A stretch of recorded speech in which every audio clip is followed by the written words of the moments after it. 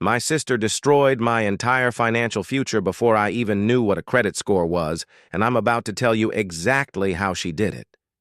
So this whole nightmare started when I was applying for my first apartment after college. I was 24, fresh out of school, finally ready to be a real adult, you know? I had a decent job lined up, saved up for the deposit, everything was going according to plan. I filled out the rental application, feeling pretty confident because I'd never had a credit card, never took out loans, nothing. I figured I'd have no credit history, which isn't great, but it's better than bad credit, right? Wrong. So wrong. The landlord called me 2 days later, and I could hear it in his voice. That tone. He was like, "Look, I'm really sorry, but we can't approve your application." I was confused because I made enough money, I had references, everything checked out. Then he said the words that made my stomach drop. "Your credit score is 510, and you have multiple accounts in collections." I literally laughed. I thought it was a mistake. I told him, "That's impossible. I've never even had a credit card." He suggested I pull my credit report, and honestly, he sounded sympathetic, like he'd seen this before. That night, I pulled my report from all 3 bureaus, and my hands were shaking as I scrolled through it. There were accounts I'd never opened, credit cards from stores I'd never shopped at, a personal loan I never took out, medical bills from a hospital 3 states away where I'd never been. The total? $83,000. 83,000. In my name. With my social security number. And most of it was in collections. I genuinely thought I was having a panic attack. Like, how does this even happen? Identity theft happens to people online, people who click sketchy links or whatever. I'd been so careful. I didn't understand. Then I started looking at the dates. The oldest account was opened when I was 19. I was in college, living in a dorm, barely scraping by on part-time work and ramen noodles. And according to these reports, I was apparently out here opening credit cards at department stores and taking out personal loans. None of it made sense. I called my parents in a panic. My mom answered, and I was almost crying, asking if anyone had ever stolen my identity, if they'd noticed anything weird, if our mail had ever been tampered with. My mom got really quiet. Then she said something that made my blood run cold. "Have you talked to your sister about this?" My sister Emily is 2 years older than me. We grew up pretty close, typical sibling stuff, fought over stupid things, but always had each other's backs. Or so I thought. She'd always been the one who struggled more than me. She dropped out of college after a year, bounced between jobs, had some issues with her boyfriend at the time, but she was my sister. I trusted her. My mom explained that a few years back, Emily had asked to borrow my social security card for something. She told our parents it was for a background check for a job. They gave it to her because why wouldn't they?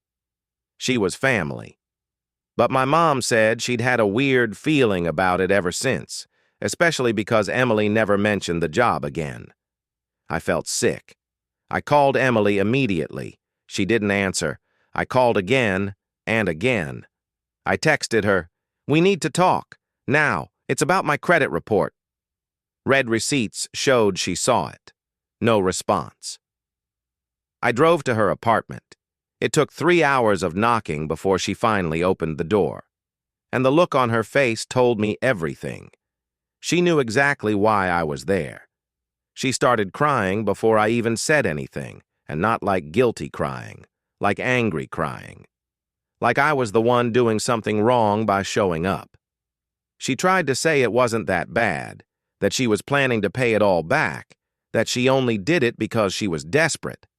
I asked her to explain, and the story she told me was absolutely insane. It started 5 years ago. She'd gotten into some debt with her ex-boyfriend. They'd taken out loans together that she got stuck with when he left. She couldn't get approved for credit on her own anymore, so she used my information to open a credit card. Just one, she swore. She was going to pay it off quick, and I'd never know. But of course, 1 card became 2. 2 became 5, she maxed them out, then came the personal loans, Then she was using my identity to get medical care because she didn't have insurance. She'd been doing this for 5 years. Through my entire college experience, while I was stressing about exams and papers, she was out here ruining my entire financial future. I asked her how she even got all my information, and she admitted that over the years, she'd taken photos of my documents when she visited home, my social security card, my birth certificate, my driver's license when I left my wallet out. She had everything she needed. The worst part? She wasn't even sorry. Not really. She kept saying things like, "You were doing fine, you didn't need it, and I was going to fix it eventually." Like that made it okay. Like stealing someone's entire identity is just something you can fix eventually. I told her she needed to come with me to the police station right now. She refused. She said if I reported her, she'd go to jail and her life would be over. I told her, "What about my life? You already destroyed mine." She just kept crying and saying she couldn't go to jail, that I was her sister. How could I do that to her? The audacity, right? I left her apartment and sat in my car for like an hour just trying to process everything. My own sister. Someone I'd shared a room with growing up. Someone I'd defended. Someone I'd loved unconditionally. She'd been systematically destroying my financial life for 5 years and didn't think twice about it. I went home and did what everyone does in 2024. I started Googling. That's actually how I ended up on Reddit, specifically r/legal advice. I made a throwaway account and posted my situation. The responses came in fast, and they all said the same thing. File a police report, immediately, freeze my credit, contact every single creditor. And here's the part that really messed me up. They said I had 2 choices. Option 1, press charges against my sister. Report the identity theft, provide evidence, let the legal system handle it. The creditors would likely forgive the debt once I proved it was fraud, but my sister would face serious consequences. We're talking felony charges, possible jail time, a criminal record that would follow her forever. Option 2. Take responsibility for the debt.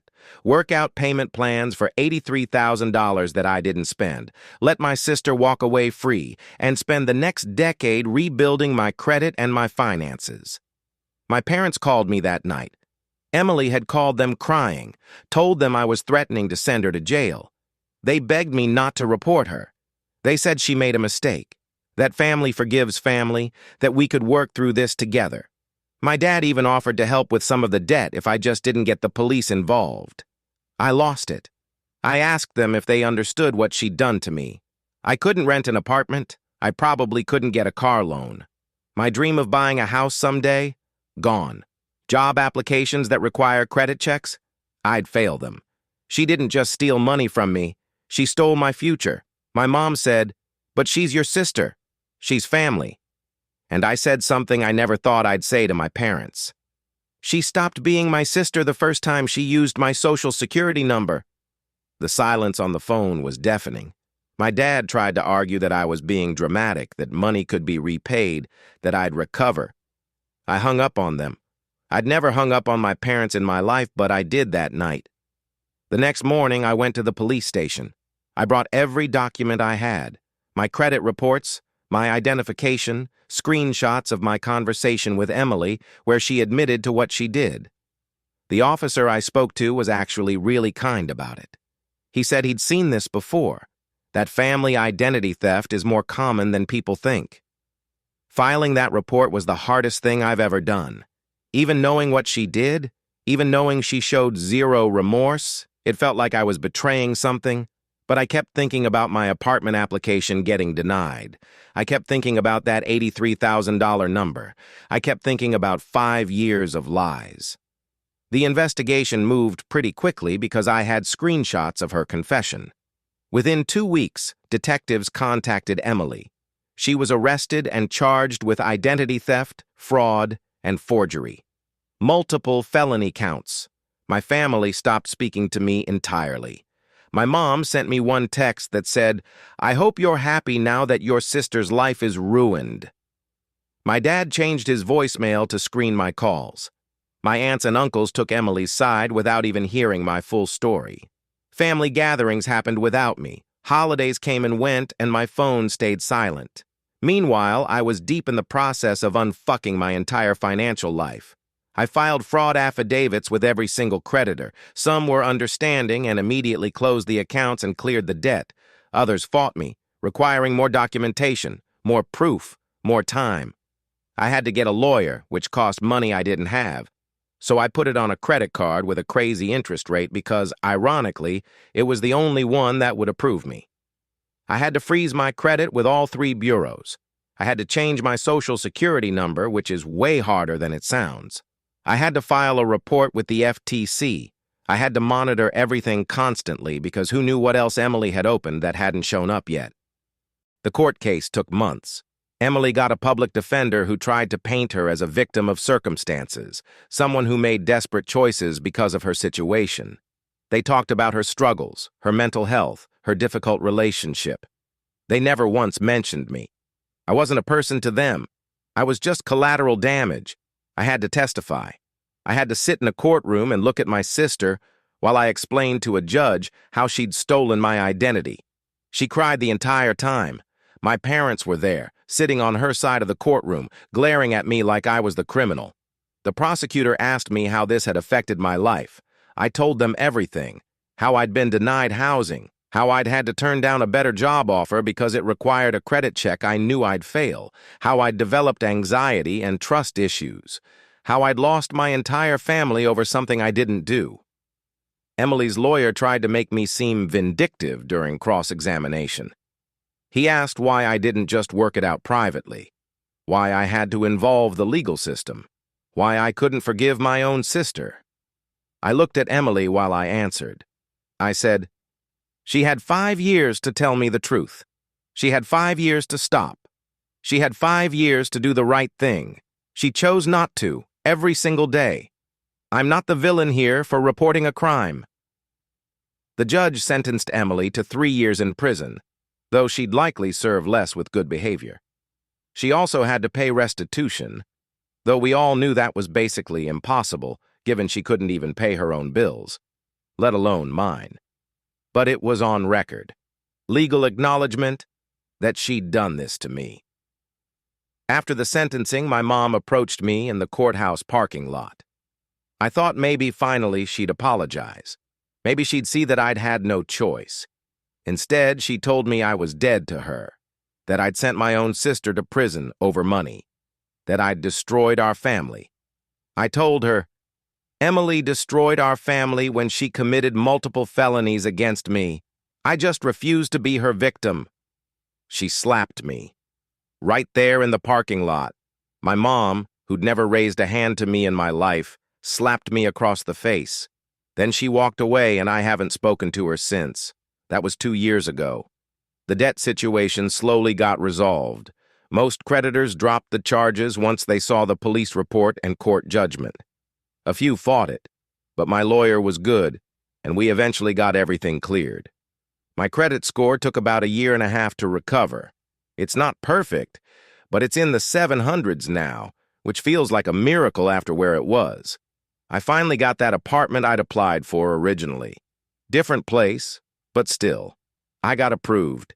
I cried when I got the acceptance email because it felt like proof that I was really recovering, that this nightmare hadn't destroyed me permanently.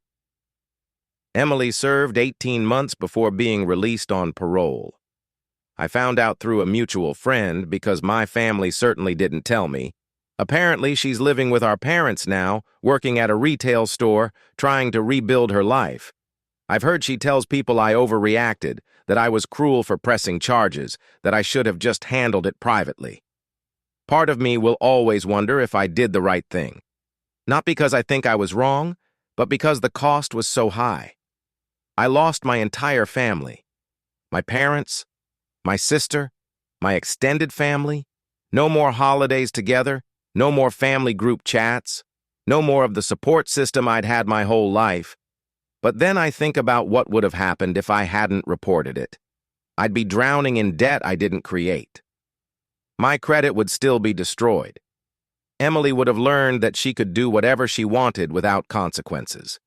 And maybe she would have done it again. to me or to someone else.